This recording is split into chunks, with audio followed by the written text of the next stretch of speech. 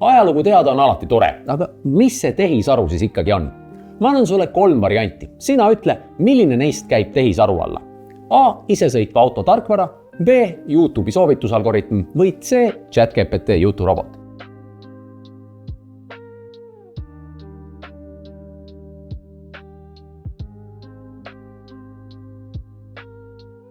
Õige vastus on need kõik. Ei, tehisaru ei võrdu ChatGPT. See on lihtsalt ühe tehisaru liigi üks mudel. See on juturobot, mis põhineb GPT keelemudelil. Olemas on veel näiteks sellised mudelid nagu Claude või Gemini. Suur keelemudel on teatud tüüpi tehisaru, mida on treenitud tohutu hulga tekstide põhjal, et mõista ja luua inimkeelset juttu.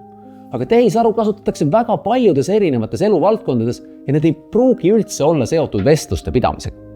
Näiteks kui sa oled YouTube'is ja YouTube pakub sulle püüdlikult seal kõrval, et võib-olla sa tahaksid vaadata ka seda videot kokku-lahku kirjutamisest.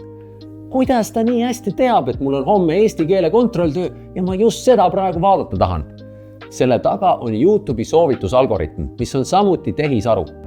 Või võtame isesõitva auto. Rattad ja mootor on seal ikka nagu tavalisel autol, aga seda juhib tarkvara, mis võtab kaamera pildi ja tuvastab, et ma olen siin parempoolses reas, minust sõidavad mööda teised autod, praegu ohtu ei ole.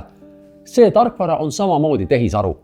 Niisiis, tehisaru ei ole ainult juturobot, vaid sellel on palju erinevaid tüüpe ja rakendusi.